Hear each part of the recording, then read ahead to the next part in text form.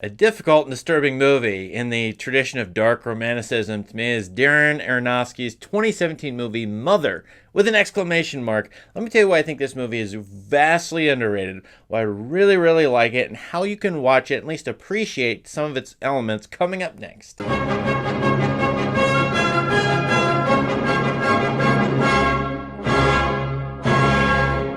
Mother is a pretty notorious movie because when it came out in 2017, all the press and the buzz about it when it entered theaters was, oh, it's got a cinema score of an F by audiences who watched it. They basically gave it the worst rating possible. Only 22 movies ever have gotten an F, and it's not hard to see why. Mother is a deeply disturbing movie that won't leave anybody feeling good. Once you leave the movie theater, you have to appreciate, I think, intellectually and see all or a number of its great illusions and some of its powerful filmmaking in order to at least understand what's going on in it. Now, Aronofsky is one of my favorite modern filmmakers. His dark, disturbing romanticism is great in Pi, in The Fountain. But here in Mother, he's making a felt movie. He called it a punk movie that is allegorical, and it's pretty obvious to find the allegories in it, or some of the, let's say, biblical and classical elements in it, and yet I find it to be a personal movie about personal problems, psychological problems that I'm deeply invested in myself. Actually, I see a lot of myself in this movie. It's probably why I like it somewhat. And so I do think it's underrated. I gave it 5 stars on Letterboxd, and it is pulling only a 6.6 out of 10 on IMDb. That's not good.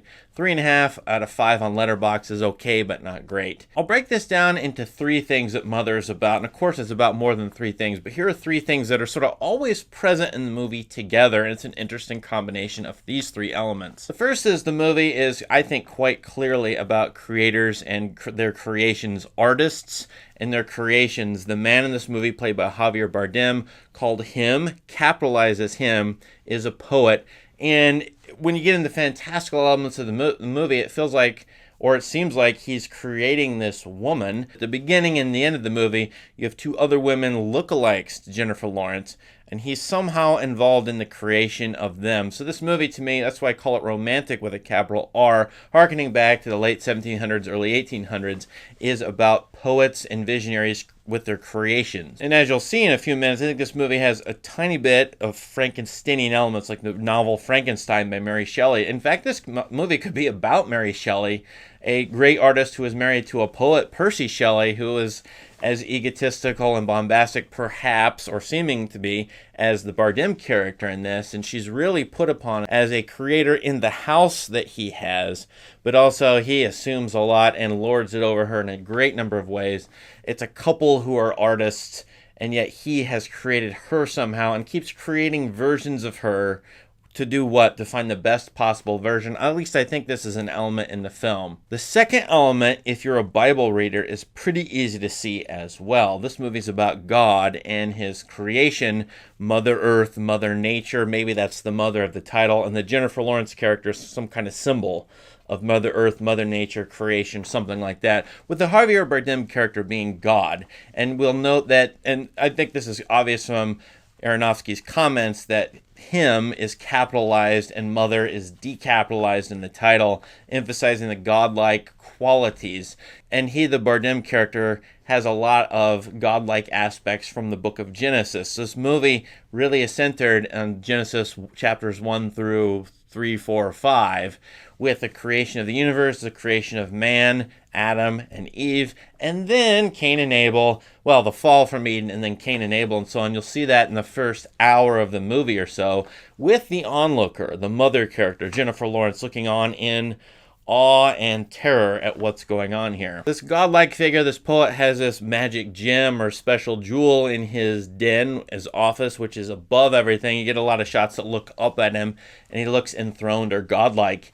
And the Adam and Eve characters want to get at this gem, and eventually they break it, causing them to be sorry, but they're fallen, and yet they're banished, and yet they're allowed to stay in the house, which is likened to an Eden-like paradise. The mother character here wants to make it into an Eden. It seems like a secluded house in a wilderness setting. It could be a kind of paradise, but when Adam and Eve show up, it's destroyed, or slowly over time as they reproduce, it's destroyed. And then the Cain and Abel element, I think, is very obvious when you have the Gleason brothers show up and they fight about the Adam's will, and then one kills the other. The Cain character kills the Abel character. We spend all our time here.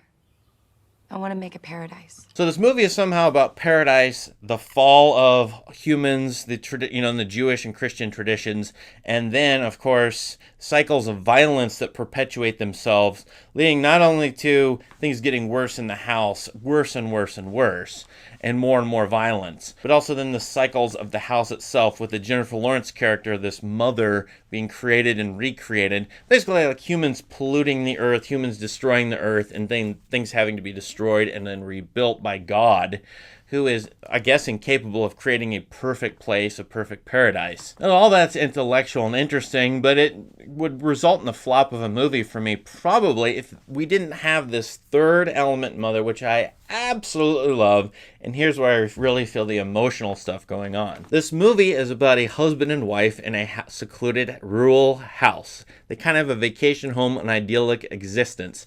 And she wakes up and finds herself with a husband who assumes too much, makes decisions without her input, and she is neurotic. She has a fear of strangers, which actually is reasonable given that her husband seems to be a kind of celebrity who needs sycophants. He needs people to give him adulation.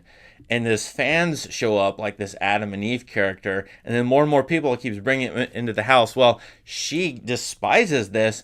I feel like this movie is about introverts and their difficulties with groups of people in their house, having strangers over to their house, and then parties in their homes. My goodness, if you are an introvert like me, a pretty serious one, even having 5 or 6 people over to your house is really makes you really uptight and stressed, and you get neurotic, maybe a little paranoid because you're worried about what they'll break in your house, which happens in this movie multiple times, what kinds of things they'll do to your house, like destroy it, smoke in it, and then all the might steal stuff from you, and all the possible problems, and you just get really uptight, and you want to leave, you want to get out of there. Because this movie is shot with intensity, it has close-ups of Jennifer Lawrence, and we're a little too close to her, I think, throughout. We feel that intensity of her as a spouse who doesn't get to make decisions, and then as someone who is introverted, perhaps doesn't like strangers or uninvited guests in their house. You feel that intensity of the introversion that is perhaps here. And what brings you to us? Well, they told me I could find a room here. He thought we were a bed and breakfast. We always talk about how this place is too big for the two of us. Jennifer Lawrence does a fantastic job here at acting. She should have got Best Actress or nominated because she conveys a ton of different emotions that I personally have felt when there are too many people at my house, when I'm at a party, when there are too many people around, and I just get annoyed, uptight. I feel worried. I feel anxious. I want to get out of there. Do you guys know how I feel? This movie is perhaps the best movie I've ever seen at trying to communicate those kinds of emotions to people who both understand them and don't understand them. And I think Lawrence does a fantastic job here in terms of her face, just the emotions that she's able to convey with very few words. We don't know him. He's a doctor. He's a stranger. We're just gonna let him sleep in our house. You want me to ask him to leave? Is that all? That's everything. So again, this third element is the husband-wife aspect, where the husband lords it over the wife, doesn't tell her what's going on, invites people over the house who are unwanted. And then there's the dilemma of them having a baby, and her first words in the movie are baby, which may be about him, but also might be about a baby she might have. Does she want to have a baby with him? He assumes that she does. During conversation, he says this. What's wrong? Why would you do that without asking me? Do what? Invite them to stay. I didn't think it was a big deal. And then, of course, there's the spousal issue of she is a creator, a designer in the house, a painter, wants to rearrange the house, kind of an interior designer, but he, of course, is the external artist who is writing to the world and creating stuff with his words, and so maybe there's a competition there. I've wondered if this movie is about people who are spouses of famous people, what it feels like to be a spouse of a famous person. And though I don't know anything about that personally, and I don't know anybody who is, I think this movie could be read that way. The Jennifer Lawrence character wants to avoid all those fans who show up into the house. The Adam and Eve character, they love the poetry of the him character, the Bardem character, who wants adulation and acclaim and people to say he's a great writer. Well, she can't stand these people coming over, and yet more and more people keep showing up. I wonder if this is about a person who wants a quiet private life where the spouse is a celebrity figure and wants that sort of public life, and the conflicts between those two. Now, there's much more of the movie. There's a furnace in the basement, and there's a fire stuff, and there's lots of fantastical, mystical imagery in the movie that could be brought into this analysis. I'm going to leave that for more people in the comments or other videos, so let's hear what you have to say. What do you all think about Mother? Do you think this is underrated or not? If you hate this movie, why do you hate it? What do you hate about it? If you like it, what else can you add to what I've said? Let us know all that and more in the comments, and please subscribe to the channel for more great content. Thanks and have a great day. I think it's going to be one of those classic Criterion movies in 20 years where people are going to look back at it and go, oh, this is really interesting, and it's going to find its audience.